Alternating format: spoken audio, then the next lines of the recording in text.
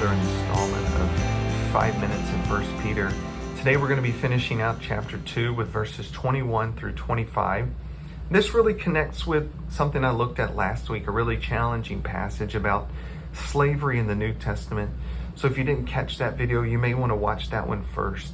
But let's jump in here and read this passage. To this you were called because Christ suffered for you, leaving you an example that you should follow in his steps. He committed no sin, and no deceit was found in his mouth. When they hurled their insults at him, he did not retaliate. When he suffered, he made no threats. Instead, he entrusted himself to him who judges justly.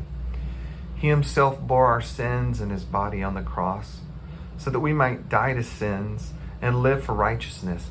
By his wounds you have been healed.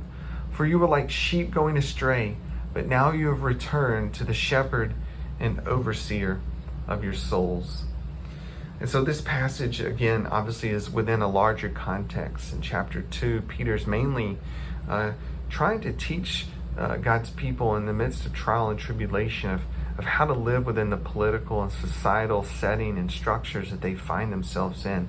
And he talks about this new temple God is building, one not made of stones, but of living stones, which is much more beautiful.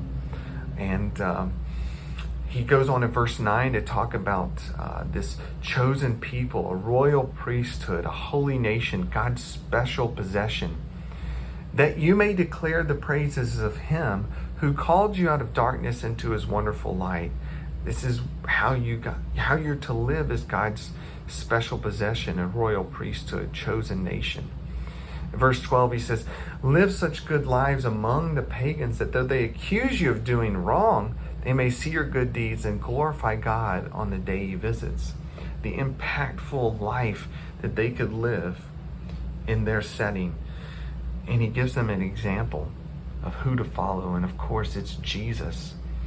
And these are some really potent words that he says here in verse 23, when they hurled their insults at him, he did not retaliate. When he suffered, he made no threats. Instead, he entrusted himself to him who judges justly.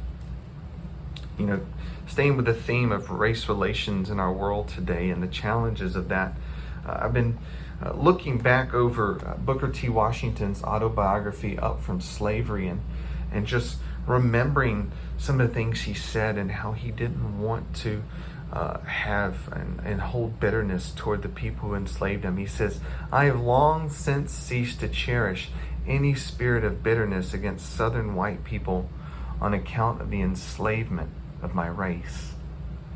And that is powerfully beautiful words from Booker T. And I've recently been reading through John Perkins' memoir, Let Justice Roll Down. And he talks about a situation in 1970 where he was imprisoned and that he was beaten, and him and his friends were beaten. And literally, for John Perkins, within an inch of his life.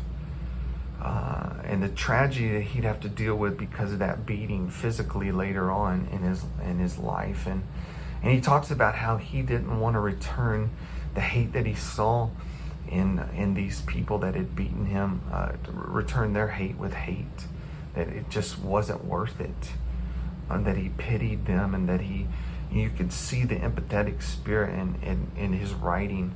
And I'm just wowed by these two men, and thinking about Martin Luther King Jr. and the way he embodied nonviolence, even though he had been treated violently, and how these people embodied something of Jesus, that they did not retaliate when they suffered, that they made no threats, they entrusted themselves to God. And that's really hard, and I can't even relate to this. I've never been in this setting to the extreme that they have. But yet they somehow understood the way of Jesus.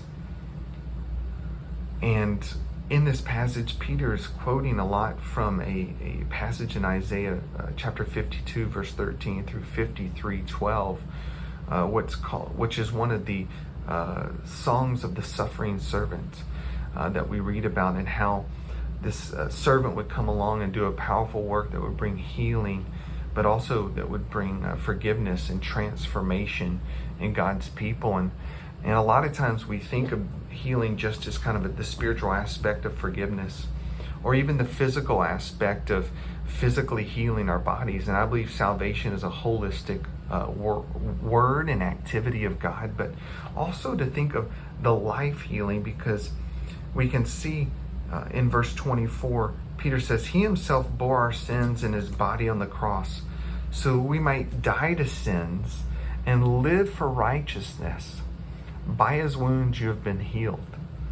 And part of that healing is not just forgiveness in our own hearts or physical healing through Jesus and his powerful act, but a life healing to live out things righteously in the way God designs. And this is Christ-likeness. And I'm reminded of Jesus' words, Father, forgive them, for they know not what they do. And how we are called to be a people who embody the way of Jesus that looks like this: to not retaliate, to not make threats. Yes, we believe in justice and righteousness and truth, and we can pursue those, but we may also do that while embodying the ways of Jesus in our world today, so that they may see our good deeds and glorify God on the day that he visits. And so let's take that away from this passage as we end out chapter 2.